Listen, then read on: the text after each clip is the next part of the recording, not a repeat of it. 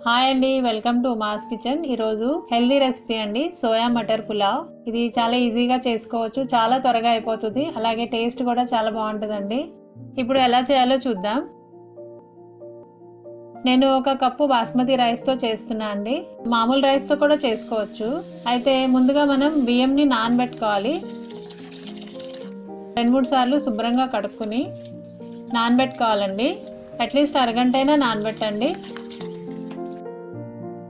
తర్వాత ఇవి soya chunks అండి. ఇవి కొంచెం పెద్దగా కూడా ఉంటాయి, చిన్నగా కూడా ఉంటాయి. మీకు ఏది కావాలంటే అది వాడుకోవచ్చు. అయితే ఇవి కూడా ఒక కప్పు తీసుకోవాలండి.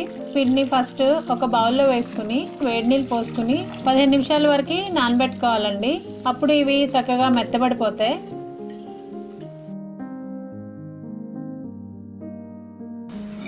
చూడండి, ఇవి నానిపోయినాయి అండి చక్కగా. ఇప్పుడు ఆ నీళ్ళని వంపేసుకుని మంచినీళ్ళు పోసుకోండి.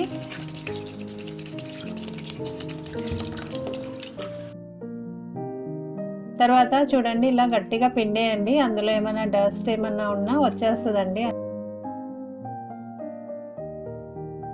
అన్నీ ఇలా పిండుకుని పక్కన పెట్టేసుకోండి. ఇప్పుడు మనం స్టార్ట్ చేద్దామండి. ముందుగా స్టవ్ వెలిగించుకుని ఒక కడాయి పెట్టుకోండి. అందులో 2 టేబుల్ స్పూన్ల వరకు ఆయిల్ వేసుకోవాలి. ఆయిల్ కొంచెం వేడైన తర్వాత ఒక దాల్చిన చెక్క, 4 లవంగాలు, 2 యాలకులు, బిర్యానీ ఆకు కూడా వేసుకుని ఫ్రై చేసుకోవాలండి 2 నిమిషాలు. 1/2 స్పూన్ జీలకర్ర వేసుకుని ఫ్రై చేసుకోవాలండి.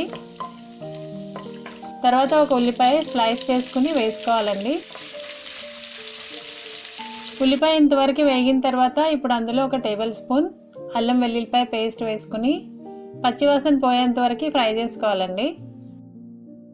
ఉల్లిపాయలు వేగిపోయినాయండి. ఇప్పుడు అందులో 2 లేక 3 పచ్చిమిరపకాయలు కట్ చేసుకుని వేసుకోవాలి. అలాగే ఒక పెద్ద టమాటా కూడా కట్ చేసుకుని వేసుకోండి.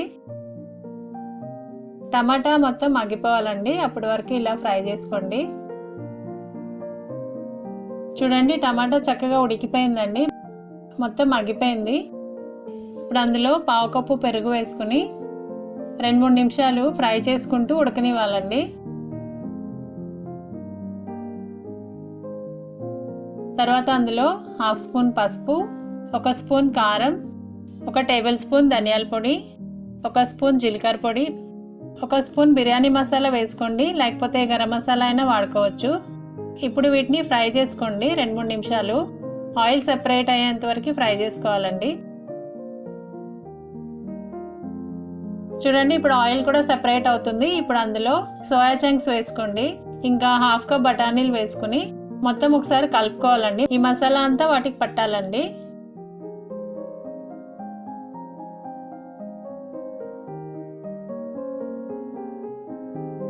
కొంచెం వాటర్ పోసుకుని సాల్ట్ కూడా వేసుకుని అంతా ఒకసారి కలిపి మూత పెట్టి 2-3 నిమిషాలు ఉడకనివ్వాలండి. అప్పుడు ఈ మసాలాస్ అంతా సోయా చంక్స్కి పడతాయండి.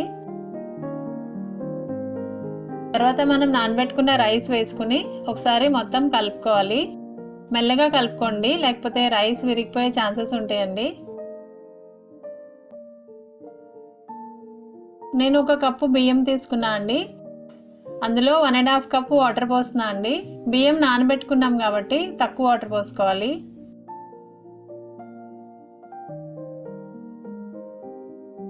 ఇప్పుడు దీనికి సరిపడ్డ సాల్ట్ వేసుకుని మొత్తం ఒకసారి కలుపుకుని మూత పెట్టుకుని లో ఫ్లేమ్లో ఉడకనివ్వాలి.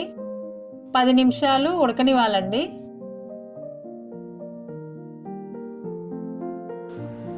మధ్యలో ఒకసారి మూత తీసి చూడండి.